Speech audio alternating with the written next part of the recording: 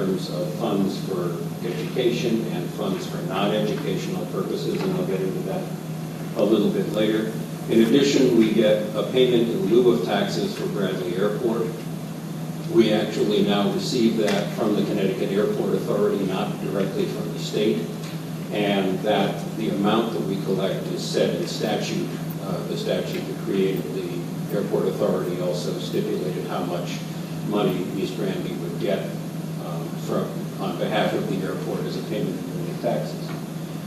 A smaller amount is the town fees and interest that we collect. This would be the interest that we get on the general fund monies that are invested typically in a state investment fund. And then there are fees for various activities. It would typically be building permits, things along those lines, the fees for dog licenses and so forth. Typically those amounts are set by the state and they are shared between the state and the town. And then finally we use the cash balance that we have. We do have an unallocated cash balance at the end of each year. The Board of Finance tries to set that at no less than 10% of expenditures for a variety of reasons that I'll get into in a minute. But those are the four sources that we have for funding our activities. Okay. Property taxes, the grand list, as I mentioned earlier, is the sum of all taxable properties in town. This year we had good news and bad news on the grand list. On a gross basis, the grand list increased by 2.4%, which is a pretty healthy increase year over year. However, almost all of that was exempted from taxation because of state law. So the net growth in the grand list was about 0.8%. I'm sorry, 0.08%, or about $450,000. The exemptions are basically under state law. They were enacted to encourage economic development. There are things like manufacturing equipment that's new and so forth and so on. In the past, the state has reimbursed us for about 35 to 40% of the lost revenue for those exemptions. However, given the state's fiscal issues, those reimbursements have basically gone away, but the exemptions have not. So while we had 2.4% increase in the grand list, or something in the range of $15 million, almost that same exact amount was exempted under state law. Last year, you may remember that you paid a different mill rate or tax rate for your motor vehicles than you did for real estate. That was because the state capped motor vehicle taxes at a 32.0 mill rate, and we, in order to generate the revenue that we needed from property taxes, the town had set the mill rate for real estate and personal property at 32.4%. Motor vehicles was capped at 32. That cap has now been lifted to, I believe it's 37 mills at this point. So we are no longer banging up against the cap, which means that all your tax bills will have the same mill rate in the forthcoming year. And at this point, in order to support the budget that you'll be hearing about tonight, or the budgets that you'll be hearing about tonight, the Board of Finance anticipates that the mill rate would be 33.1 mils, which is 7/10 of a mil greater than the real estate and personal property rate, or about 2.2%. And on the motor vehicle side, it's 1.1 mil increase, or about 3.4%. Okay, looking at state grants, at this point, all we can do is estimate what the state will be providing for the community. Our estimates are based on the governor's budget message back in February. It's the only concrete information that we have at this point. As I've noted in red on the slide, we can expect that the legislative action will change those numbers, but in which direction we have no idea. And the last that I knew, the Appropriations Committee was not anticipating taking this up until February 20th, was it, Jim? I think that if I remember the information that we have received. So 3 days from now, in other words, Friday, that's when the Appropriations Committee of the Legislature, as I understand it, is even going to begin the process of looking at what may come out at the end of the whole process. So, and as I mentioned before, the payments in lieu of taxes for Bradley are stipulated by legislation and they're paid by the Connecticut Airport Authority, so they are not subject to change by the legislature in this session. And I mentioned the town fees and interest. This is basically a smaller component, but it is an important component and is generated internally within the community.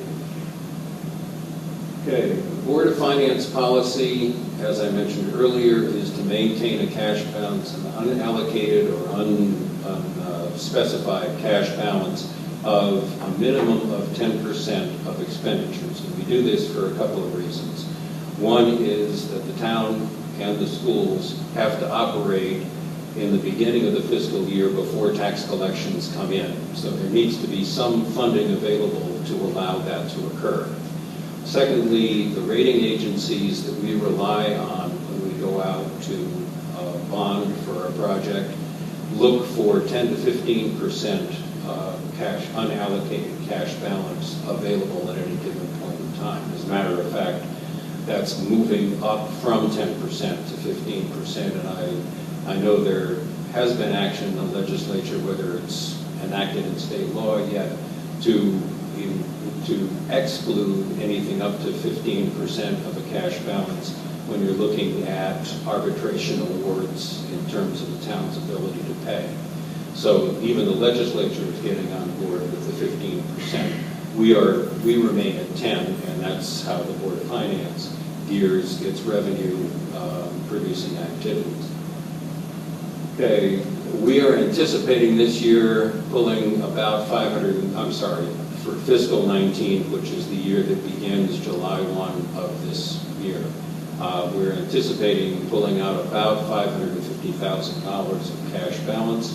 That will still leave us with slightly more than 10% in the fund and available for use during the period when we're going from one fiscal year to another.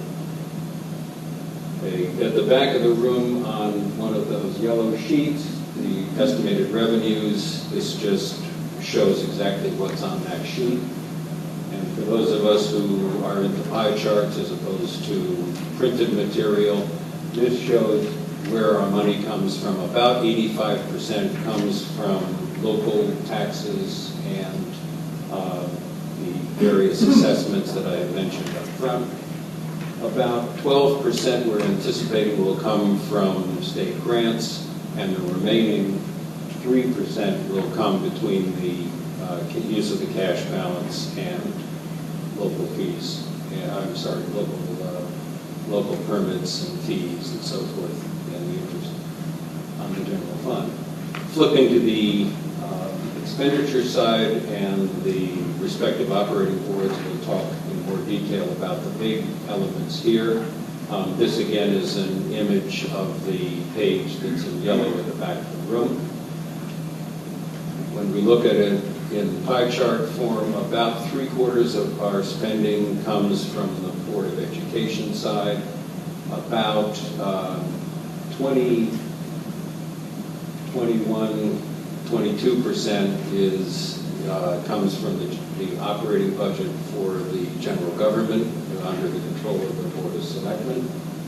And then 3% each is in the Capital Reserve Fund and the debt service, which I'll talk about very briefly.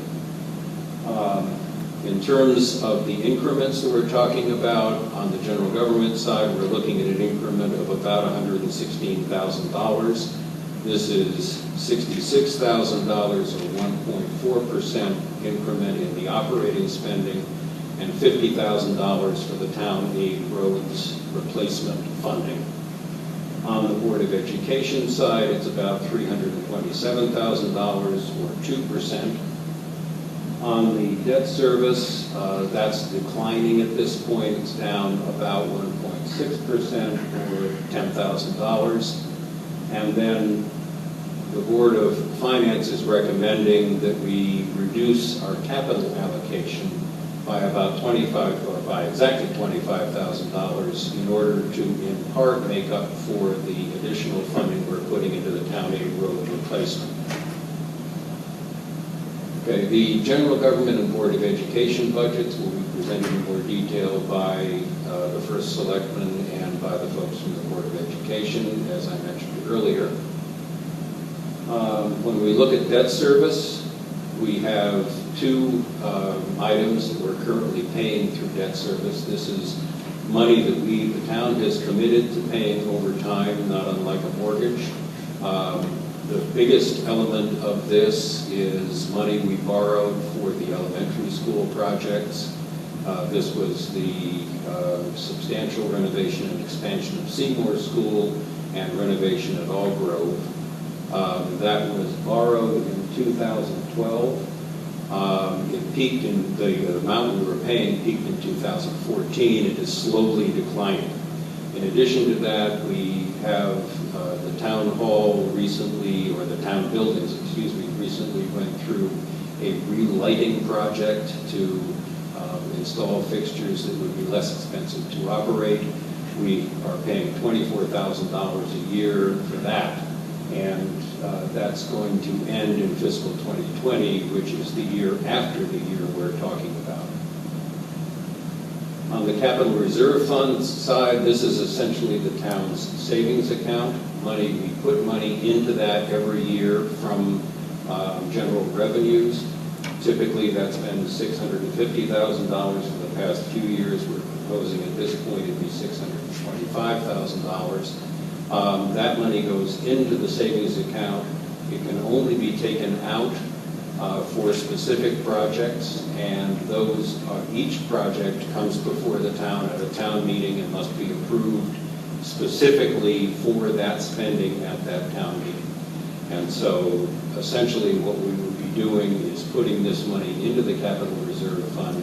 It would remain there until a project is mounted, brought to the town, and is approved by the town for a specific purpose. Okay, that ends my portion of the presentation. If there are any questions at this juncture, I'd be happy to entertain them. Otherwise, I'll ask our first selectman, Jim Hayden, to talk about the general government budget.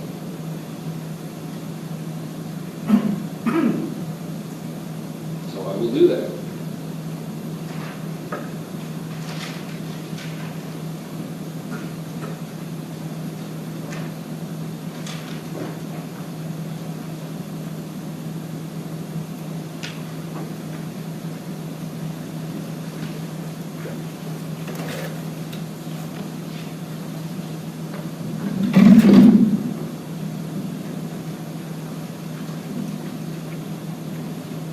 Good evening. Thanks for coming out this evening so that we can talk to you more about the budget, the proposed budget.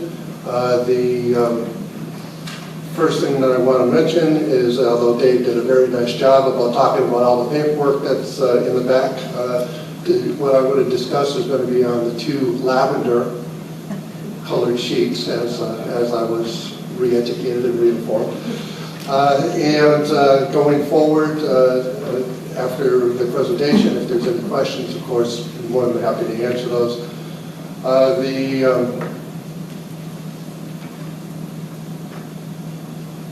The general government budget for FY 2019, the direction in February was to present a general government budget reflecting a 0.75% increase.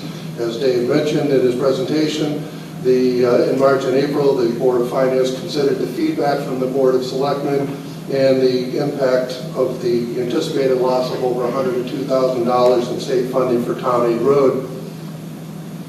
Just to let you know about Town Aid Road, we use Town Aid Road which for a total of $204,000 if the state gives us everything they say they're going to give us, and they have not this year and don't anticipate it next year.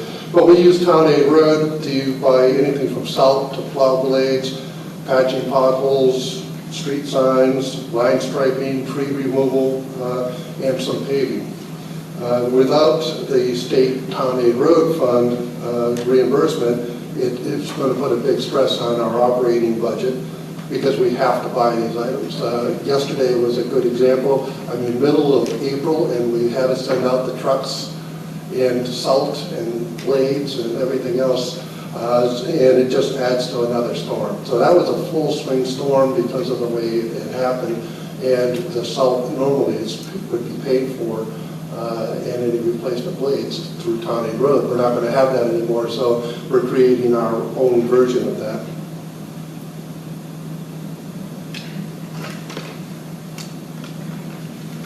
So the FY19 general government request is for $4,778,000, an increase of $116,000.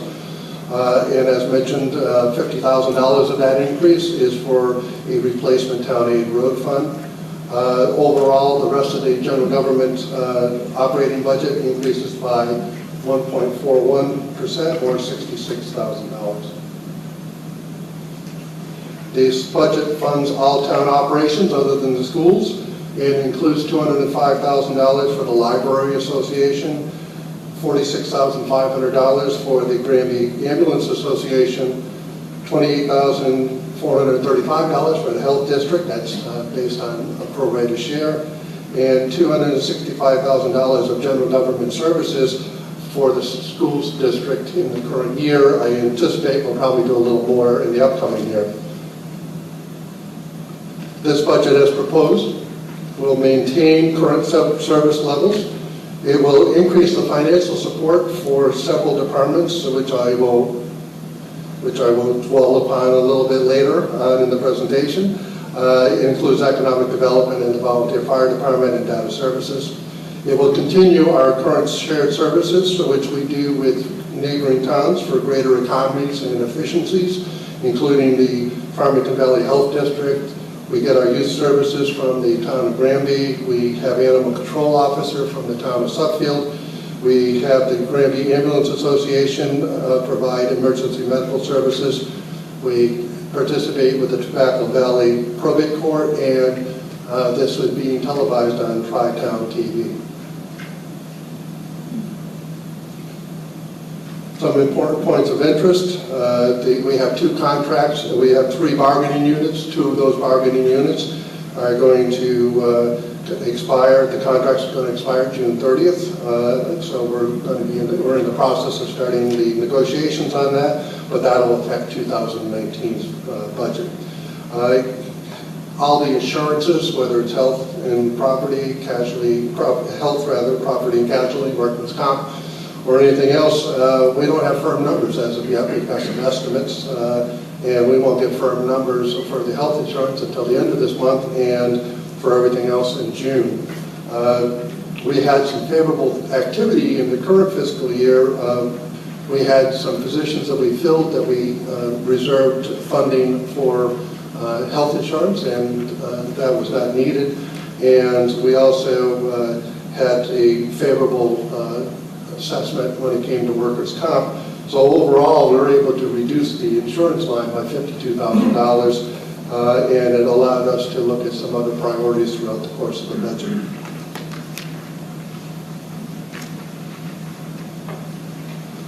%36% of all town departments are budgeted at either 0 increase or decrease.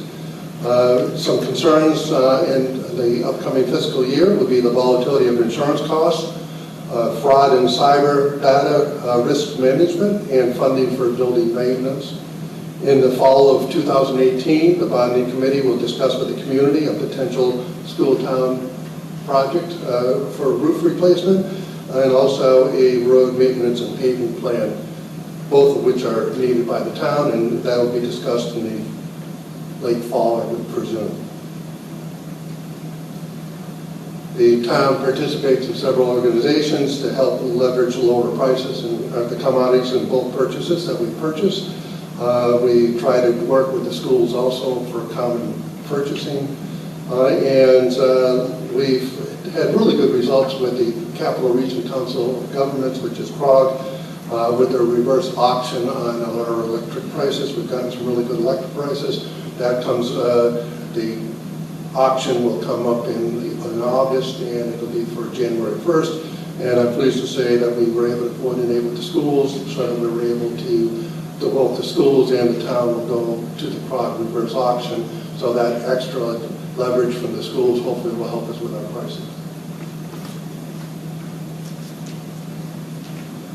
Just to hit some of the specific departments, the Board of Selectmen department account is going to increase $5,300 in this budget, which includes $2,500 to update the job descriptions. The job descriptions are about 15 years old.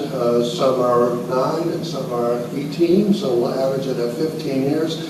And it doesn't necessarily include the compliance with best practices and the way they're written, and also if they need to be updated because of any changes in any laws. So we think that's a useful project to do. The audit is plus $1,100 to the current year. That just was an estimate in the current year, and this audit number reflects the actual cost of the audit for the next 2 years. The assessor, the increase is $3,100, but we're going to include a $5,000 third-party random audit, which is an audit of businesses' property, personal property, office equipment, and manufacturing equipment. And right now, the way that works is every year they submit a list of their personal property to the assessor, and then the assessor goes through and process that, does some spot checks and everything, but it's based on the honor system at this point. So every so often we engage an auditor that goes out and picks with the assessor 5 or 6, 7 different companies, and just for compliance sake, we make sure that we measure compliance and accuracy. We are going to continue to do that. We've got one scheduled for this current fiscal year and $5,000 for next year. And we have found in the past that that's helped us find mistakes, inadvertent mistakes for the most part, and we get 5 or 6 times what we spent back in taxes. The treasurer, there's a $5,200 increase on that line, and that's $5,000 of that is to fund a fraud systems risk analysis. Our auditor pointed out to us that they were telling all their clients, as the industry is, to make sure that fraud systems are in place, and also we'll deal with a little later is cybersecurity. So anyways, to address the fraud systems risk analysis, that will be $5,000 out of the treasurer's line for that. Planning and zoning is approximately $8,800 increase for increased zoning activities, zoning enforcement activities. Data services, is, the proposal is for an increase of $13,500. $11,500 of that is for 3 specific things, items. $4,500 for a cybersecurity assessment, as I mentioned a second ago. $4,000 for robust malware software. We've got the latest and greatest, but every day the latest and greatest gets outmoded. So our IT specialist has recommended that we buy some additional software. And also on one of our servers, we're going to replace the software to upgrade that, and that'll cost $3,000. In public buildings, we're asking for $8,200 additional over the current year. There's more things to address as the buildings age. As Dave mentioned, they're to kind of afford some of the, especially the town aid road fund from the town. Capital was looked at, so $25,000 was removed from capital, and that will come out of the road maintenance fund. And $15,000 worth of buildings maintenance was taken out of the buildings maintenance operating budget line and will be moved to the capital plan for a series of small projects that will include vent cleaning, $6,000 to clean the vents at Town Hall. We try to do those on a rotating basis. Sidewalk repair and exterior fascia repairs. So even though it's an increase, we're going to be looking at capital to take care of some of the other issues that we have that we know we want to do to maintain our buildings at the high level that we maintain now. We're asking for a $26,000, call it $27,000 or 22% increase for the fire department. Our volunteer fire department does a wonderful job, and our volunteers are treasured by the community for all their hard work that they do and all the training that they do, and they're there when we need them. This money will predominantly go for 4 different categories, one for some new equipment, some for replacement equipment, and for recruiting and retention programs. Currently there's a small stipend that goes to the fire chief because it's recognized that the fire chief spends additional time, and in addition to volunteering, does, sometimes you look and you see the light on in the office, you know that the fire chief is catching up on some work and some planning. The other thing that currently all the officers, none of the officers get any stipends. So we're initiating, or proposing to initiate a small stipend for the officers also, to kind of recognize that they do above and beyond. Also, we have, about 8 or 9 years ago, we instituted a reimbursement program where firefighters, when they went on a call, got a $5 reimbursement for gasoline. Gasoline has gone up in 8 or 9 years, and this proposed budget would increase that from $5 to $10 per call. Not a lot of money, but recognize the important part that the volunteer fire department carries in East Granby. Excuse me. And so basically it's new equipment, replacement equipment, stipends, and reimbursement. In emergency management, we're increasing that $3,000 or 27.8%. $2,500 of that is the reverse 911 system that was always paid for in the police line. It belongs to the emergency service line. That's the one in case of emergencies. It calls the whole town and lets you know if there's a road closure, or if there's a blizzard, or if there's some other things that happen.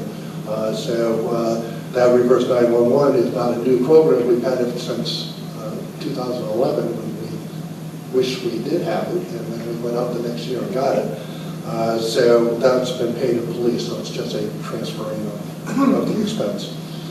Fire marshal, there's been increased activity for statutory inspections, plan reviews, and building permits. So we're looking to increase the dollar amount by $3,800 over 10%.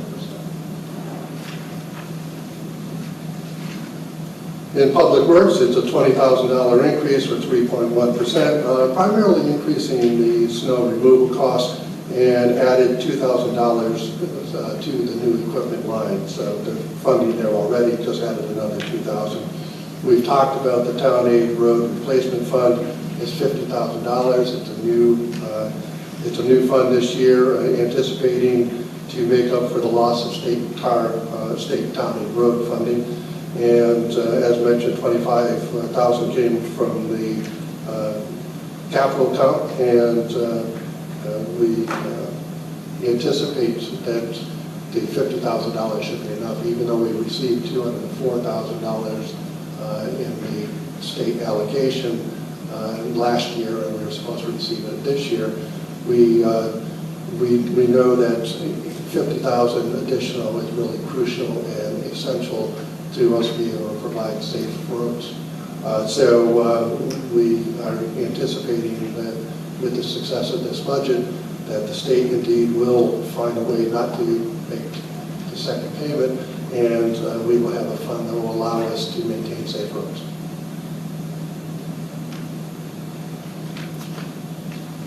The Park and Rec Department, we're asking for an increase of $7,500. $6,000 of that will be dedicated for purchasing replacement equipment at Granbrook and East Granby Farms. I would note that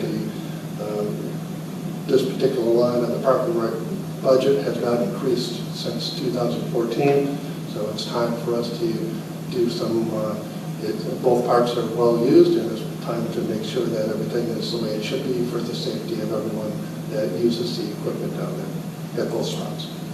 The insurance, I've already mentioned that we had favorable results. Right? We were able to reduce that line by $52,000, and hopefully the end of April shows me to be correct in our forecast, and certainly in June when we receive the other estimates and proposals.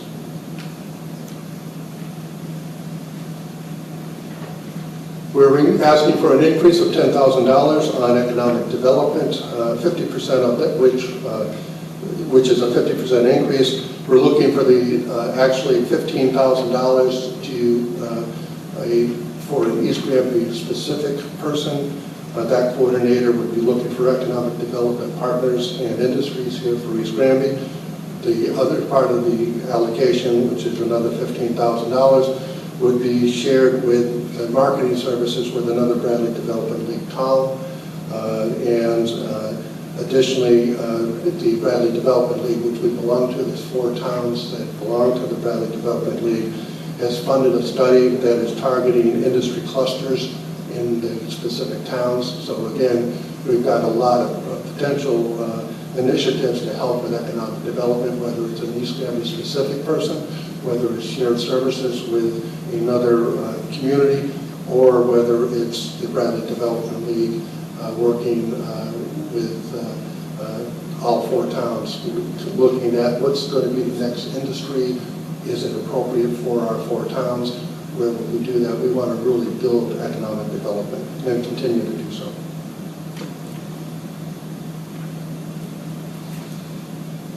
The recycling center, there's a decrease of $8,300 or 4%, even though the price of tipping fee for trash is going up $4 a ton.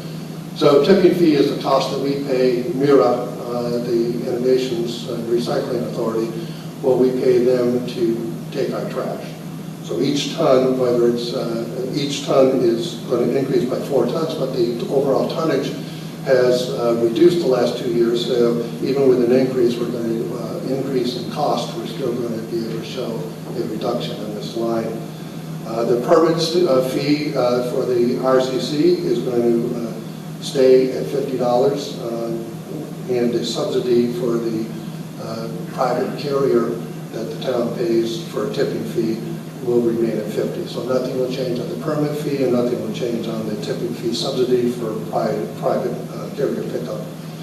Street lighting is going to increase. We're proposing that it would increase by $3,500 or 9.6%, and it's 160 of the 230 street lights have been replaced by Eversource to be LED lights.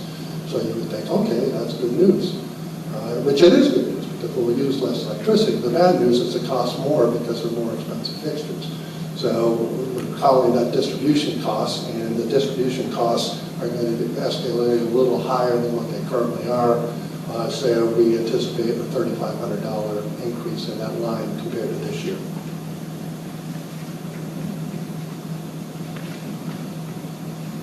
Important dates. The annual town meeting is April 24th at 7:30 at the Senior Community Center.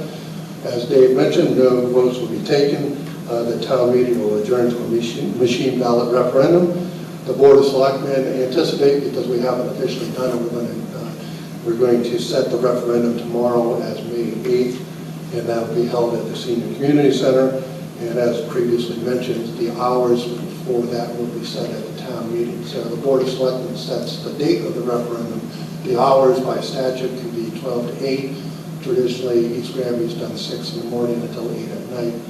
And the town meeting will have to say what the hours are.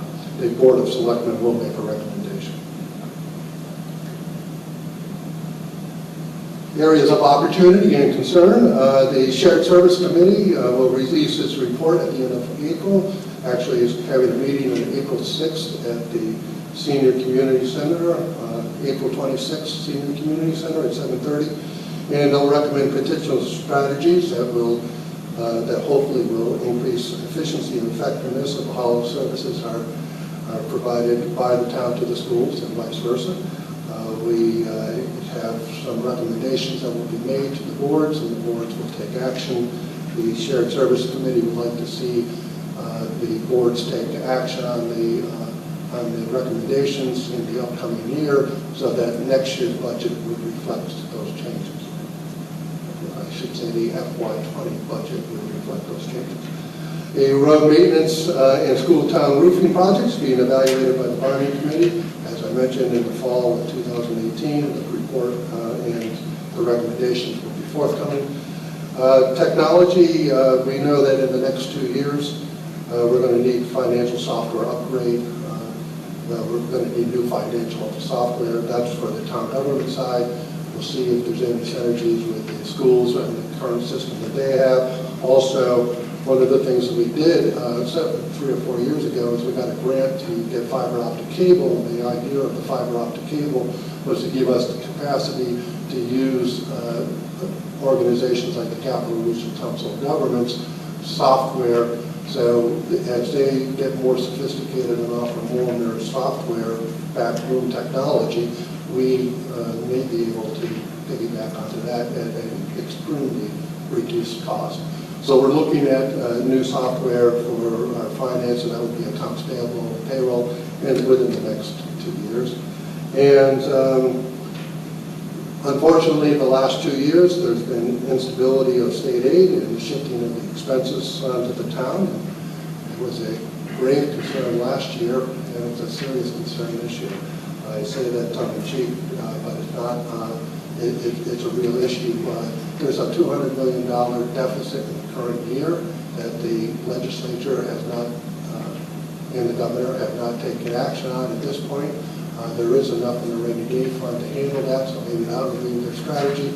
But the upcoming fiscal year, FY19, shows another $200 million proposed deficit, and they haven't dealt with that. And if that gets dealt with, as mentioned in Dave Gilbon's presentation, it could have an effect on the town because we may not get as much in revenue as we anticipate from the state. That's more to come on that. And this is a chart that just shows where we spend our money. And is there any questions at this point? Yes, sir. Please.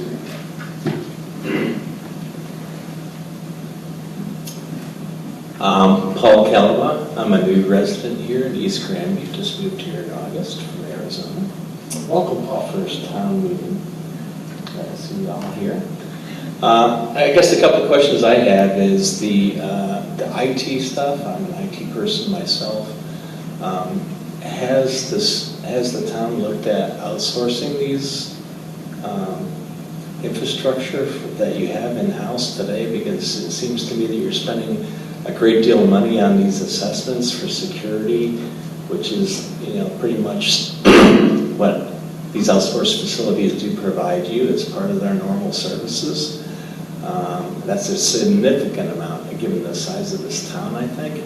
So can somebody explain to me, especially because it sounds like you're going to go to more shared services or looking at other cities or other Connecticut entities that may have financial software that you guys can use, why are you making this big investment in securing what you have today when you know that the future down the road is going to be to use some other kind of facility for that?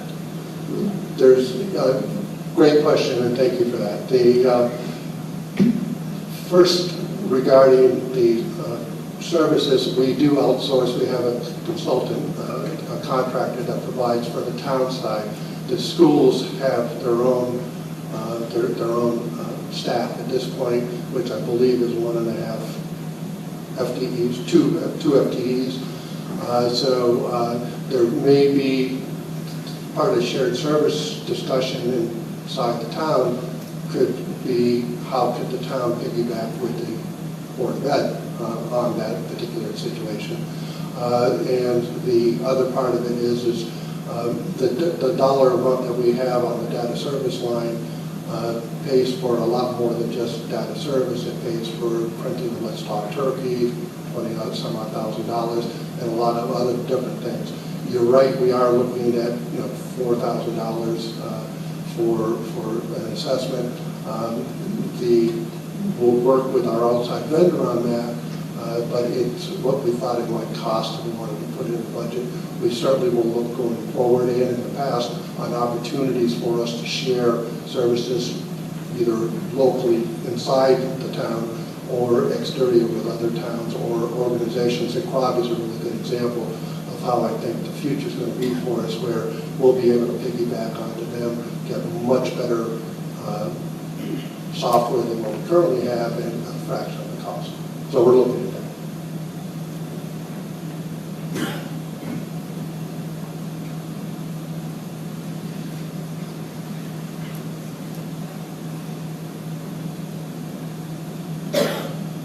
Good evening.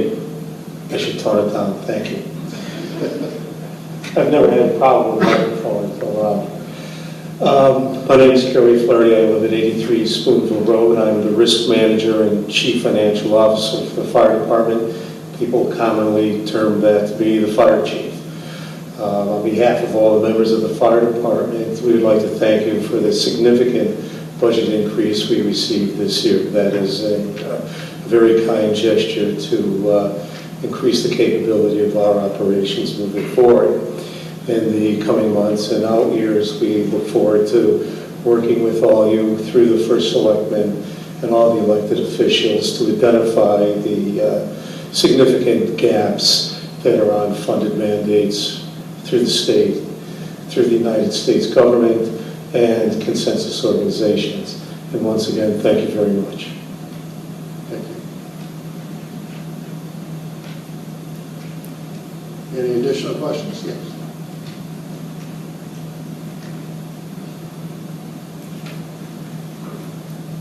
Bob Paskowitz, Old Church Road. A couple things. Today's tax day. I spent all day doing federal and state taxes, so I'm wound up coming here. With that said, Board of Finance, got to thank you for the years that you guys, especially Dave Kilbon, have contributed to our community. Realize it's a delicate balance to put these budgets together, and you stand behind the commissions that get elected to come here to try to make this town work. When we look at the federal government, we look at the state government, and we look at what the state's done to us, and East Granby is still functioning quite well because of good planning from the Board of Finance and certainly functioning from the town side. Jim, as I go around town, you can drive around in the snow in East Granby, the best roads around. You look around at what you've done the last couple of years of cleaning up the schools from trees to debris to the pond out front that it once was an unclaimed piece of property. You've done a wonderful job, and I'm pleased to see that some areas that need some increase are getting it, and there are probably areas that through shared services you'll continue to find ways that we can be more efficient and do better with our economies. But I'd just like to commend everyone, because again, all I see on TV is I'm getting gouged all the time from the state and federal government. I come here and I get a complete explanation of what's going on, and it's pleased to be able to see that. I wish more people here tonight, because I look around, I see employees, I see members of boards, and certainly people in the community take an interest. But I think the real interest is let people know what a good job you guys do. Because our taxes are only going to go up a little, even after the state has really, kicked us in the shins, and probably are going to go for more next year. But I know I've trusted you guys, and I know you'll keep us all on our toes. Realize it's a delicate balance, and we all work together to keep it successful. Thank you very much. Thank you.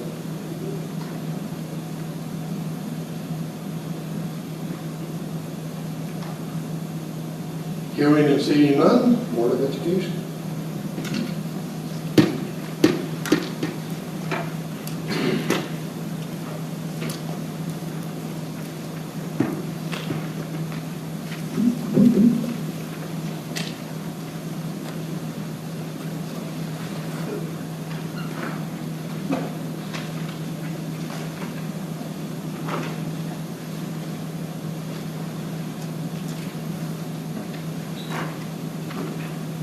Hello everyone, I'm Bob Seeger, Chair of the Board of Ed. This is Sharon Shepherd, a valued member of that board. I want to thank Dave Kilbon, I want to thank Jim Hayden, I want to thank everyone who's come here tonight. and all the great things that apparently not being heard very well, and all the great things that people have said and their great comments so far.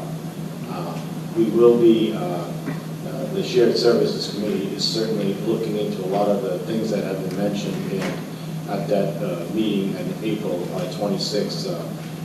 We will be presenting our findings and recommendations to the various boards. Okay, so the board's directed budget for this year, the Board of Finance directed us to present a 2.0 budget for this year. And there are a number of state budget drivers that have caused us to have to request any additional monies at all over the last year. The state has given the school district additional unfunded mandates such as the Medicare billing program, also known as the school-based child health care program, the teacher education and mentoring program, which is known as TEAM, and additional requirements for homebound and alternative education students. These items are built into the budget as follows. Medicare billing program, $39,000. Team, teacher education and mentoring, $6,000. And additional tutoring for homebound and alternative education students, $11,500. The total new unfunded state mandates are $56,500. Now, I will say, with regard to the Medicaid billing program, that we have heard from Tammy Zalostowski, who says that there may be some relief from the state, although knowing the state, we really don't know at this point. It's too early to say whether this line item will be taking off of our shoulders this year, so we are being prudent and we are budgeting for it anyway. We just don't know with regard to the state this year. The student transportation contract, we have had a very good contract these last 5 years. That contract is now up, and the vendor is no longer going to be providing this service, so we had to go out to bid for a new transportation contract, and we are anticipating that that contract will be more than the current contract, and so we're asking for an additional $23,976 to cover the difference between the current contract and this one. The proposed budget for the 2018-19 fiscal year is a 2% adjustment, and this is an increase of $300,226 and $375 for a total of $16,642,500. And this one, it looks a little blurry to me. My glasses are short range, not long range glasses, so they just can't help me with that. But I do have a sheet right down below here. This is all the line items for the current proposed budget. You can see that there are certain increases in certain items, including certified and non-certified salaries in various other areas. And there's also decreases in other areas that we have found savings over our current years. And this would be including unemployment insurance, workman's compensation, assessment services, postage, private school tuition, public school tuition. This is to say people who are taught out of district and their tuition is billed to the district. Cost for field trips and memberships in special programs. And so I am going to give the highlights of that spreadsheet. The contractual salaries of we have 3 bargaining units with which we deal, and the contractual salaries is $9,908,114. The amount of change is $241,376, representing a 1.51% change over the current year's spending. Contractual benefits is going to be under the proposed budget, $2,738,482, with an amount change of $64,033, or 0.57%.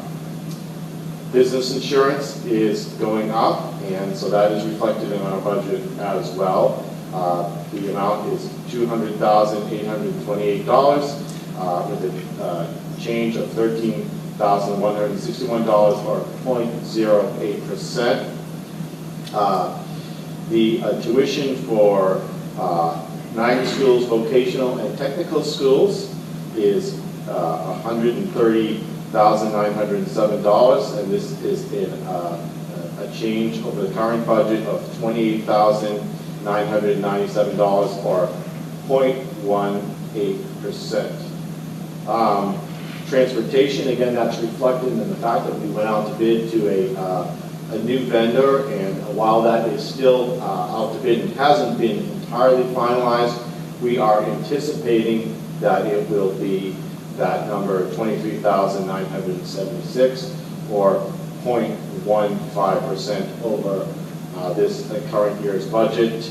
All other line items, the 11 items, I believe they are the gross amount of increase is $134,665, or 0.99%, yielding a balance of $326,375 in total, or 2%. Directed budget, I'm losing my foot. Sharon, you're up.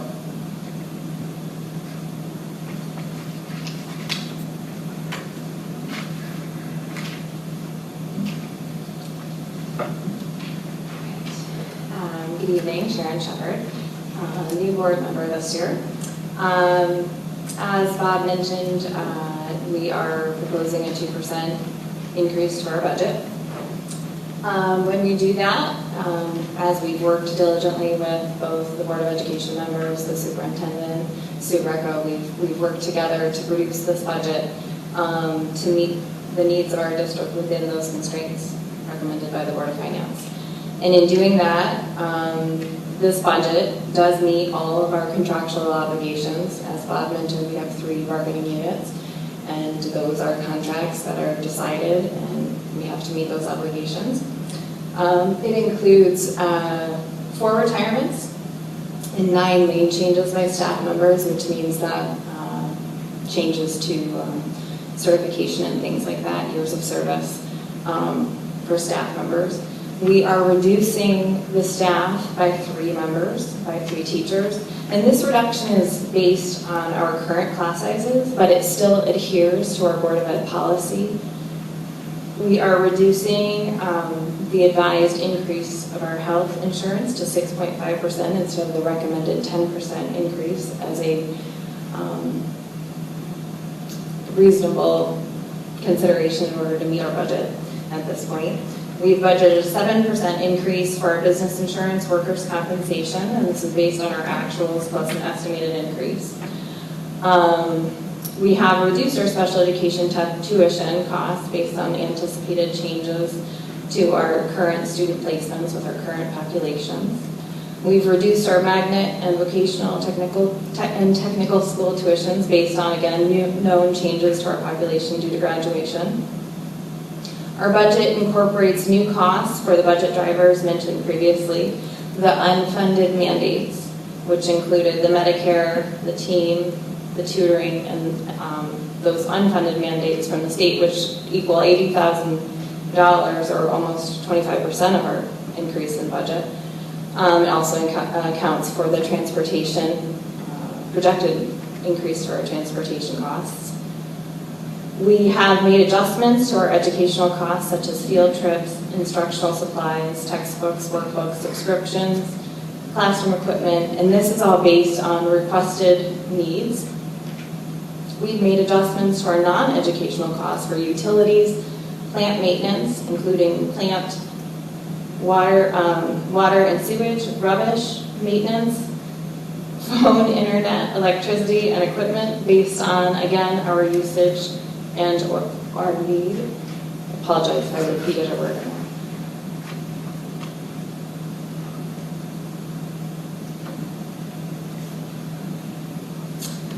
Well, we have created this 2% budget, and we as the Board of Education feel that it meets the needs of our district within our constraints. We also feel that it has risks associated with it, and it's important to highlight those risks right now. It's important to understand that while we have made an adjustment to special education funding, there is then thereby no accommodation for changes to our special education population, as well as changes to our magnet school, vocational, or technical school populations. We've made changes to that funding based on what we know now with our current populations. It doesn't account for any change in those populations. We reduced our budget for instructional materials. We budgeted an amount that meets some of our needs, but still leaves some out. We know that we are budgeting that lower than what we has been requested, and a large portion of that are things of consumables at all levels in all of the schools, grade levels, science kits, workbooks, any consumable in the classroom that needs to be replaced. We've put a little bit less there than we truly think we need, but we made that adjustment based on what we know to reach the budget. We made no accommodation for changes in our need for out-of-district transportation, based again on student need and or athletics. We've flatlined many or reduced many of our budget line items, particularly for substitutes, unemployment, workers' compensation, professional development, custodial supplies, data processing, repairs to buildings, gas, oil, memberships, and legal expenses. Our unemployment was reduced based on our usage, but as we are reducing our staff by 3, that's a risk we're taking. We're hoping that they can find other employment, but that is a known risk. There's always a risk in staffing changes based, again, on student population, both in changes in our numbers or change in the need of our student population. And lastly, a large risk that we see every year is associated with building maintenance and repairs. This year alone, and I don't even claim to understand it on the very lowest level, but just through what I've been part of this year, we've heard about numerous leaks at middle school, high school, Allgrove as of yesterday with that giant storm. Boiler repairs, sprinkler repairs, lighting replacement, mold remediation, sewage problems, all things that haven't been budgeted for and just needed to be repaired or replaced during the school year. So that is always an enormous risk for us. This slide, as Jim and I think Dave also had for you, gives you a visual representation of how our budget is allocated to the various categories. You can see that the majority of our budget goes to staffing our buildings and getting our students there, and then that small portion that goes to all the other items. In an effort to further support our educational programs, our superintendent and our staff work very hard every year to find a number of grant opportunities for us. And you'll notice that our grant funding, we have been able to receive a large amount of grant funding due to those efforts. However, you'll notice that it is going down, or has been going down over the last few years. The reduction in funding is caused by the reduction in the available funds for the grants, and it is also based on a reduction of choice seats that we as a district offer, and that's a decision that the Board of Ed has made over time, but it reduces our funds as well in our grant funding.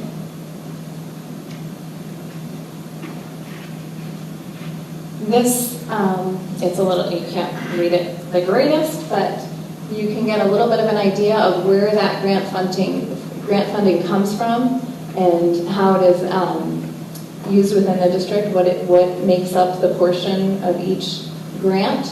And it's important to note that in all of those grants make up 4.4% of our budget, and that we also receive generous support from the PTOs at all the school levels that provide for additional enrichment and curriculum opportunities within the schools, as well as the great impact that our collaboration with Asnuntuck Community College has for us. It has resulted in $75,000 for in-kind equipment and faculty for our program that we have with them, which enhances our educational program for the students at the high school level.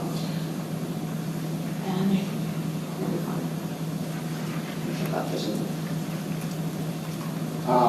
And speaking of shared services, we continue to do what we can to operate efficiently as possible. We are always looking for new efficiencies, both with the town and through collaboration with other towns. But we participate in regional groups like the Educational Resource Collaborative, the CREC, which is the Capital Region Educational Council. Our contracts, our service contracts are meant to drive down maintenance costs, service contracts, the covered contracts, environmental services, special educational professional services, the Farmington Valley Diagnostic Center, out-of-district student transportation. We often, for example, will collaborate with other towns on sharing rides in order to share costs for these various moving the students around out of district. Parent workshops, professional development, oil and utilities, and the state bid list for cooperative purchasing. One of the things that Jim mentioned was how we are going to be doing our reverse auction for electricity this fall. I believe it's in December, yes. We're going to see if that saves us some money. Ongoing efforts to operate efficiently continue. Partnerships with higher education to support academic programs to create educational experiences for our students. I think this particularly references Asnuntuck Community College and our collaboration with them on the 5-year program in business and also in precision manufacturing. Partnership with state-supported programs like Our Farm, partnership with towns for business insurance, mandatory OSHA trainings, a shared director of facilities, assistance for the Department of Public Works for lawn maintenance and tree care. So we are already doing a considerable amount of shared services with the town. We will continue to pursue more as time goes forward. We pursue additional grant funding where eligible. We are going to continue a comprehensive maintenance plan for building mechanical systems. So an example of this would be, for example, duct cleaning, where we have a long-term contract and we go and we have the, say, Seymour School will have its duct cleaning done, and then it will be done every 4 years, and then we just go from school to school. This is an example of how the long-term maintenance programs work. And upgrading the infrastructure in our schools to achieve operating efficiencies and safety. In conclusion, As a school community made up of educators, administrators, families, community members, Board of Education members, we work hard to maintain the high quality of education within our district. Our goal is to meet our student needs and control our costs as we do that as best we can. We continually collaborate and cooperate to raise the level of our education as high as we possibly can. Our hope is to maintain our system and continue the tradition of high achievement and success for all of our students. And we hope that we thank you all for coming out tonight, for the community coming out, listening, learning more about the budget process and making considerations about it, asking questions, being involved. We thank the Board of Finance for their thoughtful consideration of our budget. And we most importantly, thank the voters of Granby. We encourage everyone to share their voice and support the budget. We've worked hard as a Board of Education in collaboration with the administrators and the staff to create a budget that meets the needs and at the highest level in our district, for highest level of standard in our district. Thank you, Sharon. Are there any questions? Oh my goodness, okay.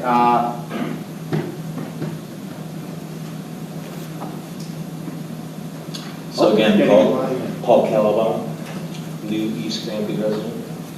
So this is the main reason that I came to this budget meeting tonight, was I started looking at the costs of what East Granby is spending on education compared to other Connecticut cities. And we seem to be at a very high rate of expenditure, not only for overall salary and administration, but in a number of other categories. We seem to be spending more per student than many other cities in the state of Connecticut. And so you talk about shared services, you talk about reducing costs. I don't think there's been a focus from you folks here to reduce costs for education, and that's represented in your 2% increase. You represent over 80% of the budget for the town here. So I think it's 73%. okay, you want to get picky. So we are number one. I pulled some statistics from some Connecticut State Board of Education numbers. We are number 16 in the state for paying salaries for education in the state of Connecticut. We are also number 37 for employee benefits. Number one in spending on instructional supplies. Instructional equipment, number 12, and this is out of 200 plus. So all I'm saying is I think there needs a more focus on getting on top of these costs and finding a way to reduce these costs, because they're contributing, overall to the expense of being a resident of East Granby. So I recognize you've got some awards. That's all good. That's all good. But given the economic condition of the state of Connecticut and for residents here in this town, I believe that we need to rein those costs in a little bit more. Thank you very much. Yes, sir. Yes. Okay.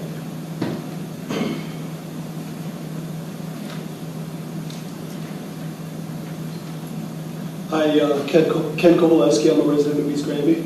And first of all, I want to say thank you to all the volunteers here at Board of Education, Board of Finance, Volunteer Fire, and anybody else who's a coach or volunteer town I have not mentioned. Thank you. Getting to the topic at hand here, thanks for putting together the Board of Education budget. I think we may end up in an okay place at 2%. I think it's ultimately too low.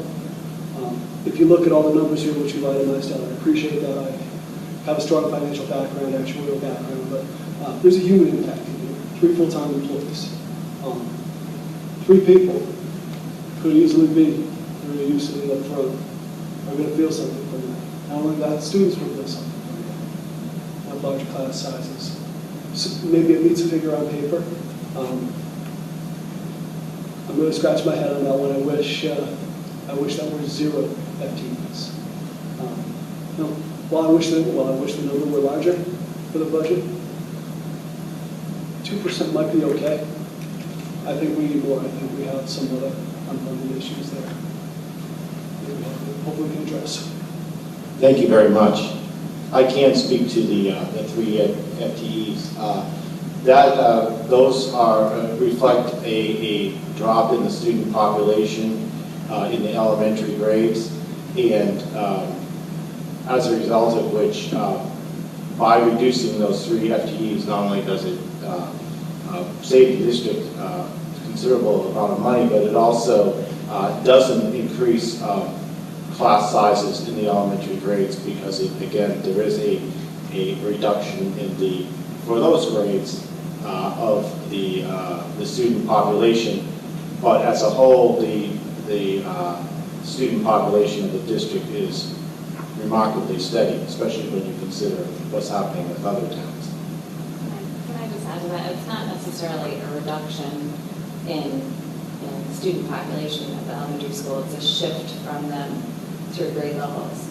And They're just aging out of the elementary and into the it still fits within our policies. And would you like to add to that, Dr. Miller?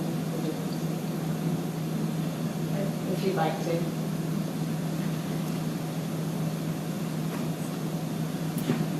Thinking more outlook.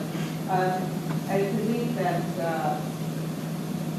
one of the things that you will notice in the East Granby Public Schools is that each entering class of students varies significantly. And so when you look at the number of students coming in into kindergarten versus the number of students who may be graduating, you will see these fluctuations. So, for example, you may have a class of 72 students who graduate, and then you may see an incoming class of kindergartners of maybe 60 students. So immediately you see a difference of 12. However, when we do look at how our students are distributed throughout the grades, we find that we're able to maintain a class enrollment that fits within our policy guidelines, so that we ensure that our students are going to be receiving the educational opportunities and the experiences that we plan for them. We're very concerned about making sure that each of our students receive the attention that they need, and that they also are able to benefit from the investments that we make in terms of the curriculum that we offer, the experienced staff that we have in front of them, and our ability to provide a lot of individualized attention to ensure that each student is successful. So when you look at the numbers of students, you have to look beyond that and consider what are the needs of those students. It's the formula for success is more than this many students to this number of teachers. You really have to take into consideration what are the needs of those students.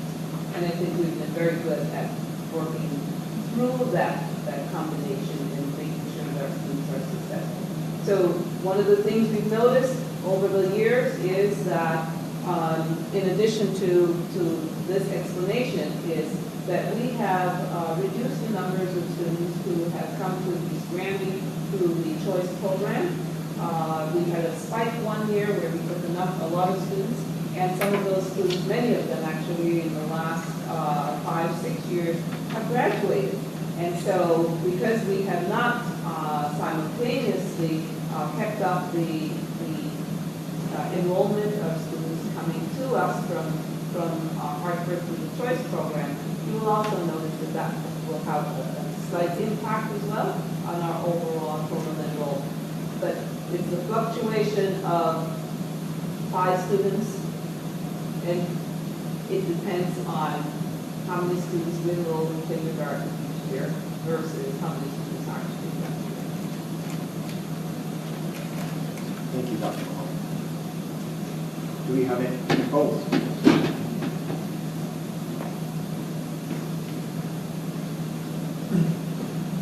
Hi, Amanda Thompson. My only question is just with the 3 teachers.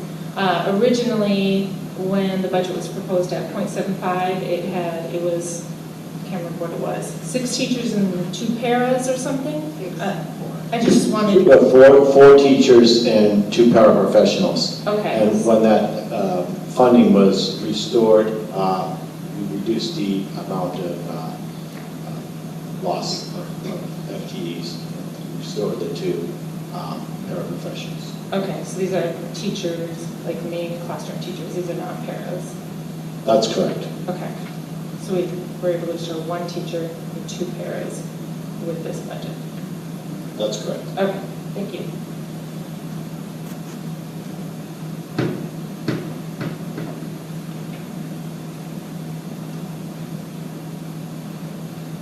Hi, I'm Kathy Dallacian, 11 Fieldstone Drive. I want to thank the Board of Education for all their time and efforts to putting together the budget this year. I also wanted to speak to the concern over our expenditures,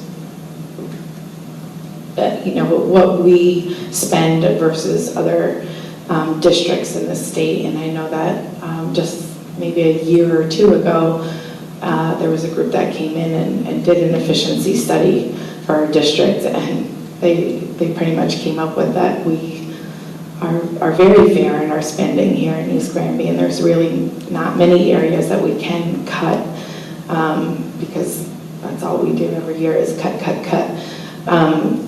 I guess I wanted a little clarification on the special education cutting, because I know Dr. Mahoney did bring up that we really want to make sure that we focus on the needs of our students. And I think, if I heard correctly, it was that our number of students with special needs or special education students have not changed. However, our services are changing, or the money that's allocated to that area is changing. Is there any way you could be a little bit more specific to that?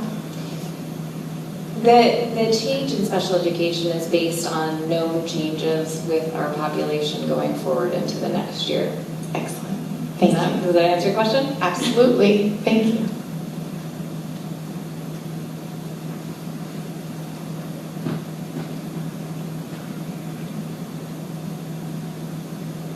Good evening. Tom Carroll, live on Nutmeg Road here in town. A quick thanks to Dave and Jim for all the years of service here.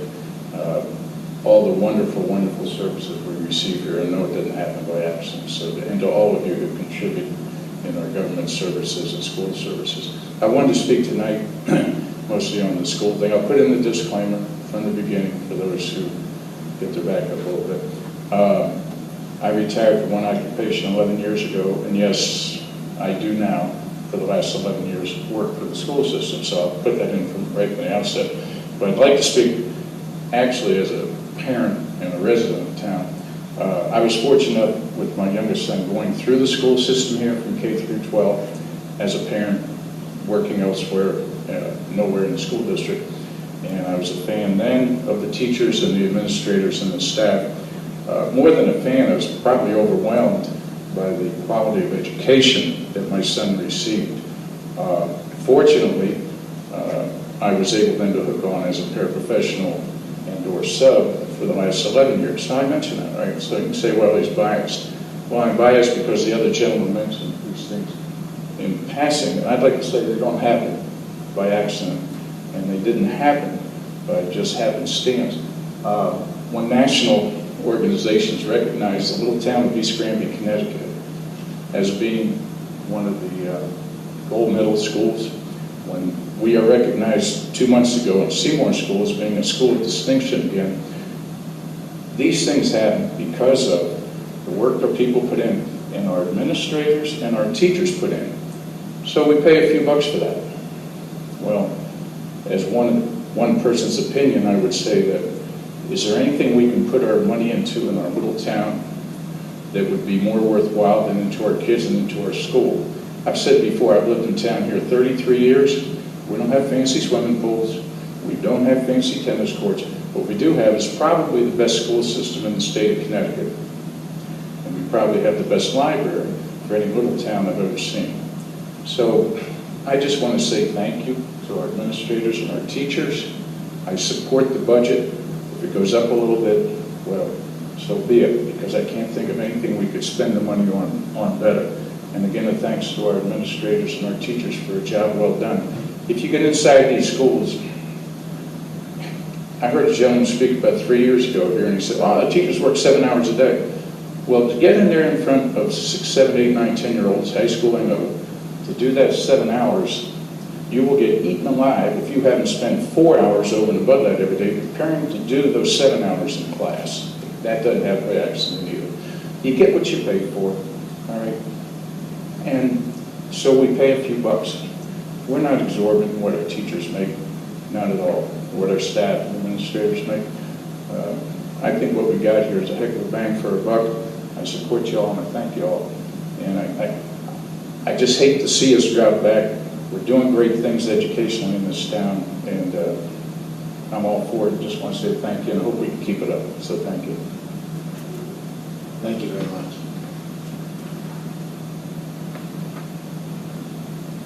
John Welsh, Griffin Road. I am a member of the Board of Education.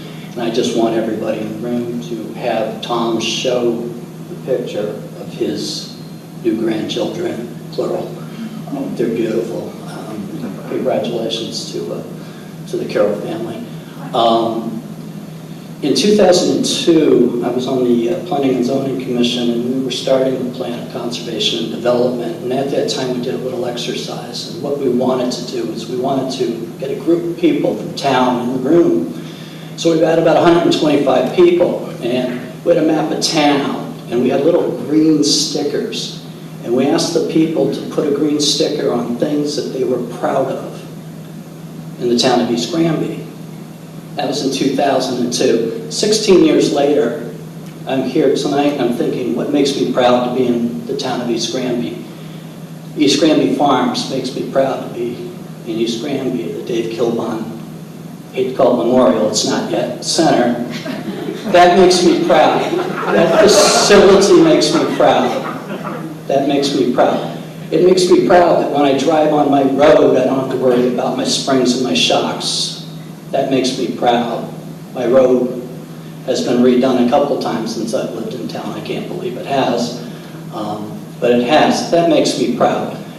When the library moved, I remember we did a book chain, and we took the books from the old library, and we went right across School Street, right across South Main Street, on the Memorial, and up to the new building. That made me proud. Those are the things that make me proud. What else makes me proud? The number 3 public high school in the state of Connecticut. That makes me proud. And I want to thank Dr. Mahoney for making that a reality and for making me proud. And there's other things in this community that make me proud. 16 years from when we were first doing that exercise, if we did that same exercise today, there'd be so many green dots on so many things in this community that make us all proud. And I hope that everyone in the room feels that same way. My last comment, real simple and sweet.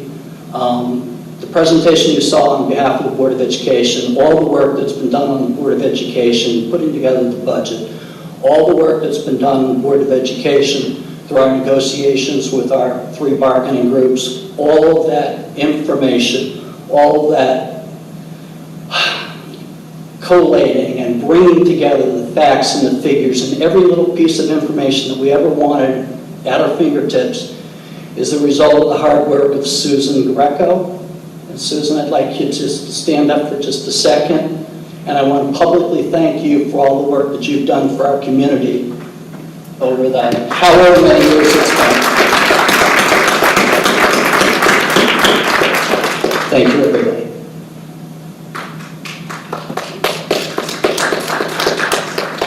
Thank you, John. Are there any other questions? I I realized that as I was sitting here, I made a grave error, and I forgot to thank the staff members that are here tonight, that are not town residents, that came to listen to this presentation and support the presentation. They, and Tom touched on it, and John touched on it, I think, as well. I've lived here, and I have to do my little rant, and I am a Board of Ed member, but I am a resident, and I am a parent, and the school system has continued to impress me year over year since we've been here. And part of that, a huge, enormous part of that, is the staff that we have in our schools and their dedication to their students and to the schools and to making it a great place for our kids to learn and grow up and to become members of society. And the support that the community has to have good conversations about how to improve our schools, how to improve our community is worthwhile. But it's really important to look back at those people back there and give them a hand, a round of applause as well.